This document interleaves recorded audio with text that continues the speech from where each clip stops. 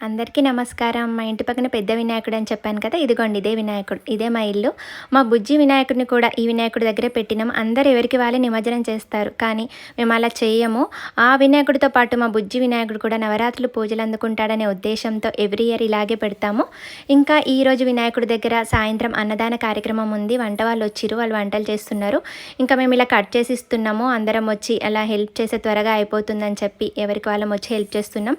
సాయంత్రం పంతులు గారు వచ్చి పూజ అయిపోయిన తర్వాత అన్నదాన కార్యక్రమం ఉంటుంది. రేపు లేదు ఎల్లుండి శనివారం రోజు సాయంత్రం నిమజ్జన కార్యక్రమం స్టార్ట్ అవుతుంది. ఇంకా స్వామివారిని సాగనంపడం అంటే ఆ హంగామా మామూలుగా ఉండదు. వేరే లెవెల్లో ఉంటుంది. డీజే ఫుల్ అద్దిరిపోయే డ్యాన్సులతో స్వామివారిని సాగనంపిస్తాము. ఈ నవరాత్రులు ఎంత సంతోషంగా గడిచాయో స్వామివారిని పంపిస్తుంటే అంతే బాధగా ఉంటుంది. పిల్లలైతే ఏడ్చేస్తారు, కానీ తప్పదు కదా. ఇప్పుడు స్వామివారిని సాగనంపితేనే నెక్స్ట్ ఇయర్ మళ్ళీ నవ్వుతూ మన దగ్గరికి వస్తాడు స్వామివారు, అంతే కదా.